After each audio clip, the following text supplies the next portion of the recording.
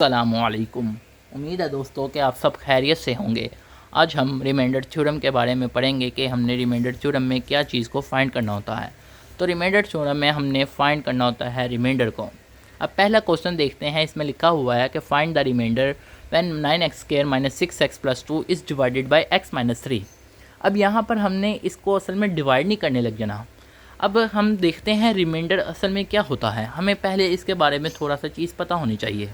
अब यहाँ पर देखें तो ये जो 3 है, अब यहाँ पर ये 4 जो है ये डिवाइड हो रहा है 3 से। जब हमने 4 को डिवाइड 3 किया तो आंसर जो है इसका ये जो नीचे आई टर्म ये आई 1। अब ये जो 1 है ये इसका रिमाइंडर है। तो यहाँ पर भी ये इस तरह उसने एक एक्सप्रेशन दी हुई है और वो कहता है कि जब हम इस एक्सप्रेशन को इससे डिवाइड करें तो रिमाइंडर क्या आता है। तो हमने इसे इस तरह डिवाइड नहीं करना, हमने इसे रिमाइंडर थ्योरम के ज़रिए करना है।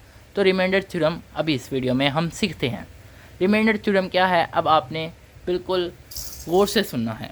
अब यहाँ पर देखें ये जो भी टर्म होगी इसे हमने लेट कर लेना है ये p ऑफ x के बराबर है। p ऑफ x यानी कि p ब्रैकेट x। अब p ब्रैकेट x असल में ये पोलिनोमियल एक्सप्रेशन की शॉर्ट टर्म होती है।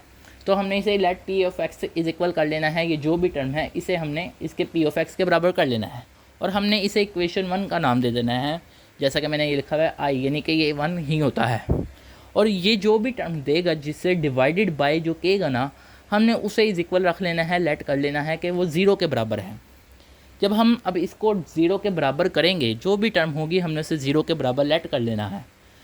तो अब ये जब ये -3 इज इक्वल है 0, x - 3 इज इक्वल है 0, -3 है इज इक्वल के दूसरी तरफ जाके +3 हो जाएगा और 0 + 3 जो होता है वो 3 होता है। अब हम ये भी कह सकते हैं कि रिप्लेस करें 3/x इन इक्वेशन 1 या हम पुट करें x इज इक्वल है 3 इन इक्वेशन 1। असल में हमने अब यहाँ ये जो 3 आया है, ये जो भी टर्म आई है यानी जो भी नंबर आया हमने वो x की जगह लिखना है। तो हम इसे दोनों तरीक़ों से कह सकते हैं कि रिप्लेस करेंगे जो भी टर्म आई है बाय x इन इक्वेशन 1 या हम पुट करें x इज इक्वल है 3 इन इक्वेशन 1। हम दोनों में से जो मर्ज़ी लिख सकते हैं, आपकी अपनी मर्ज़ी है, आप जिस मर्ज़ी तरीके से लिखें। अब जब हम आगे करेंगे तो ये क्या होगा देखते हैं। अब जब हमने ये चीज़ पुट की तो ये p ऑफ x था तो x की जगह जो है वो 3 आ गया। इसी तरह 9x² जो था x की जगह 3 आ गया और स्क्वायर आ गया। -6 x की जगह 3, इसी तरह +2। अब यहाँ पर जो है ये 3 का स्क्वायर जो होता है वो 9 होता है। इसी तरह -6 3 18 और +2। तो अब ये 9 9 81 -18 +2, तो ये रिमाइंडर जो है वो 65 आया है। अब ये जो भी टर्म होगी हम ये कहेंगे कि ये रिमाइंडर के बराबर है। तो ये क्वेश्चन था। इसी तरह अब हम इसके रिलेटेड एक और क्वेश्चन करते हैं। अब यहाँ पे भी इसी तरह है, ये इसने दिया है find the reminder when 9x² - 6x + 2 is divided by 3x + 1। अब हमने इसे लेट कर लिया कि ये पोलिनोमियल फंक्शन के बराबर है, यानी पोलिनोमियल एक्सप्रेशन के बराबर है। हम इसे पोलिनोमियल फंक्शन भी कह सकते हैं, एक्सप्रेशन भी कह सकते हैं, हमारी अपनी मर्ज़ी है, ठीक है। तो अब उसके बाद हमने कह लिया कि ये पोलिनोमियल एक्सप्रेशन यानी p ऑफ x के बराबर है और ये जो भी टर्म है हमने इसे लिख लिया इज इक्वल है 0। अब ये 3x + 1 जो है इज इक्वल है 0। ये +1 था इज इक्वल के इस तरफ आके दूसरी तरफ आके -1 हो गया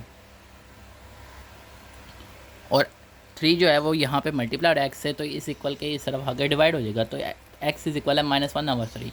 अब ये जो भी चीज़ है अब हमने इसे इस जगह पुट कर देना है। जब हमने इसे इस जगह पुट किया तो ये इस तरह हो गया 9 -1/3 का होल स्क्वायर, इसी तरह -6 -1/3 आ गया x की जगह +2।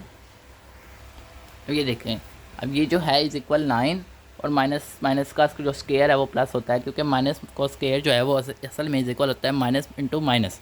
तो माइनस जो होता है वो असल में प्लस होता है, तो यहाँ पे प्लस आ गया। इसी तरह 1 का स्क्वायर किया तो वो 1 हुआ और 3 का स्क्वायर जो है वो 9 हुआ। इसी तरह माइनस और -6 मल्टीप्लाई -1 जो है वो +6 होता है और डिवाइड 3 है तो डिवाइड 3 +2। इसी तरह अब ये 9 × 9 और 9 +6 और 3 ऐसे लिख लिया, +2 ऐसे। अब 9 × 9 9 × 9 कट गया तो पीछे बचा 1, ठीक है। इसी तरह 3 × 3 3 2 6, यानी इस तरह देख लें दफ़ा, यानी इस तरह। अब ये 2 + 2, अब 1 + 2 + 2 जो है वो 5 है। तो अब मैंने कहा था ये जो भी पोलिनोमियल में होगा रकम लिखी होगी ये रिमाइंडर के बराबर होती है। तो रिमाइंडर जो है वो हमारा 5 आ गया। अगर आपको इस क्वेश्चन में कोई प्रॉब्लम है, कोई चीज़ समझ नहीं आई है तो आप कमेंट सेक्शन में पूछ सकते हैं। आप सब दोस्तों का वीडियो देखने का शुक्रिया। आप सब दोस्तों से गुजारिश है कि अपने दोस्तों के साथ ये वीडियो को ज़रूर शेयर करें जितना हो सकता है और इस चैनल को सब्सक्राइब भी कर लें।